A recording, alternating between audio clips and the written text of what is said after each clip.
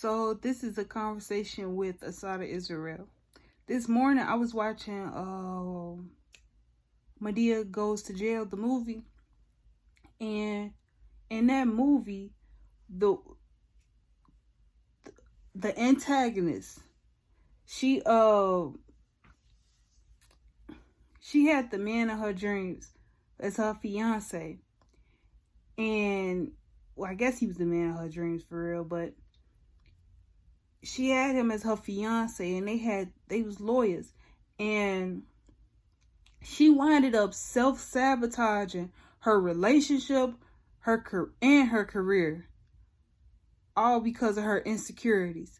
Like, that showed me how, as people, like, you could say as women, but as people in general, like, people self-sabotage themselves because of their the insecurities that they have within themselves. Like, you have to accept that you are not perfect. There's no such, that perfection is a perfect lie.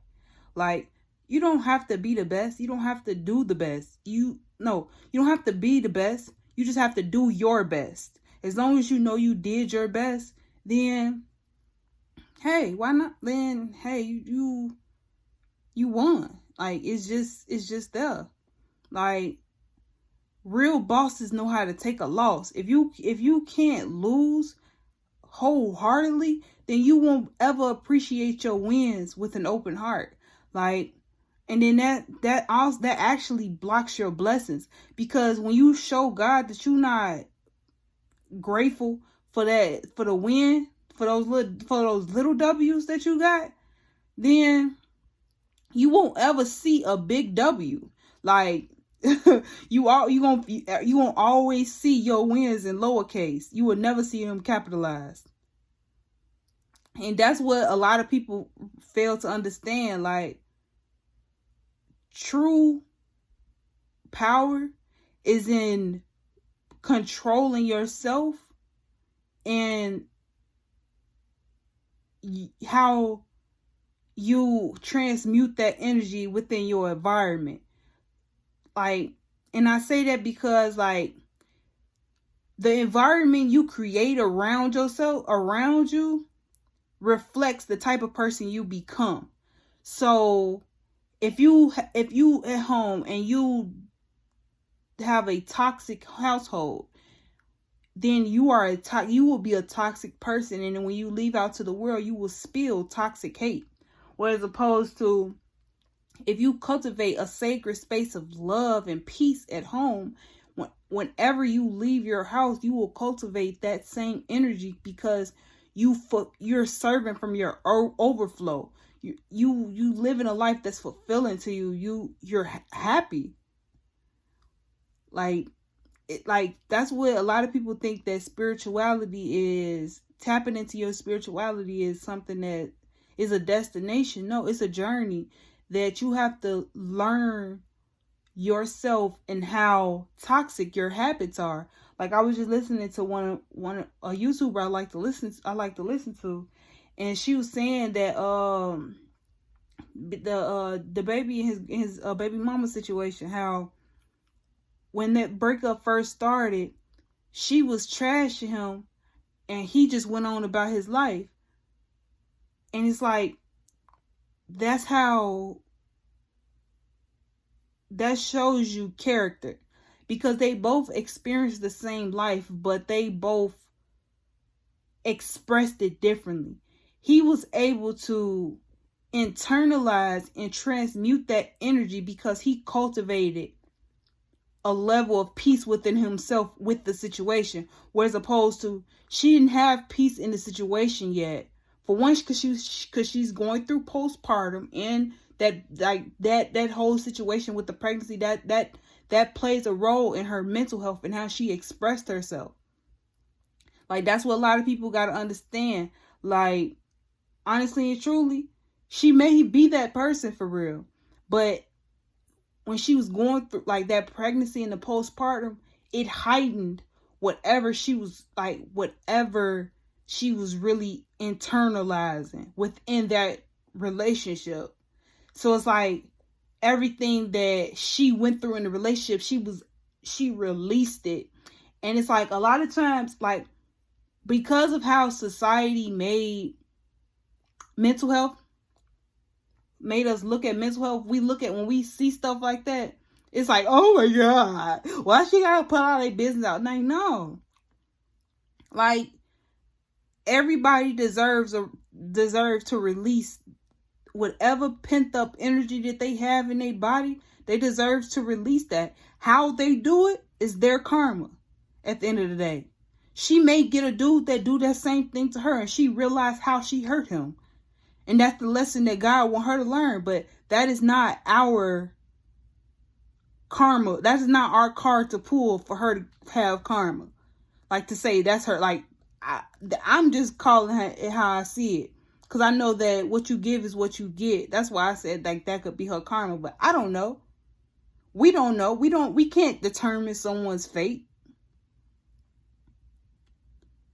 Only thing we can do is live out our destiny. And it's like, maybe that was his karma for all that chaos that he was doing at the beginning of his career. And it's like, that happened. But that doesn't diminish his character. That actually built us up as a people, because we realize that mental health is a real thing.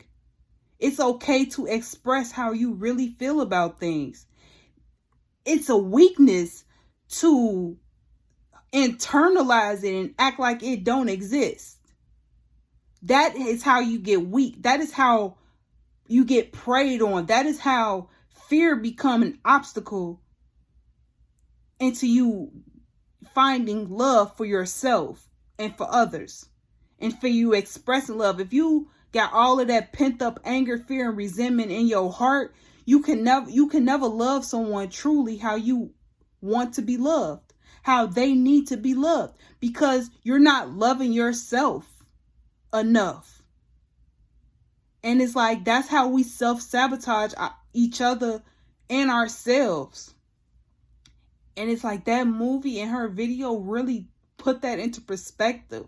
And like, especially with the situation I'm in life right now, it really put that into perspective, to where we have to grow through our shit. Like, we can't just, it's very quite possible for someone to be stuck in that childlike mindset and be overgrown. I don't care how old you are.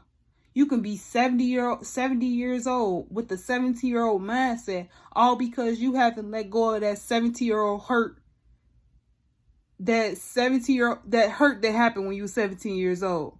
And it's like, you have to grow from that. You have to learn that lesson so that you don't keep repeating that same cycle, sounding like a broken record. It's like, because we live in a society to where everyone sounds like a broken record from their suffering, we don't see how that's a problem with mental health. But it's like, you have to grow through that.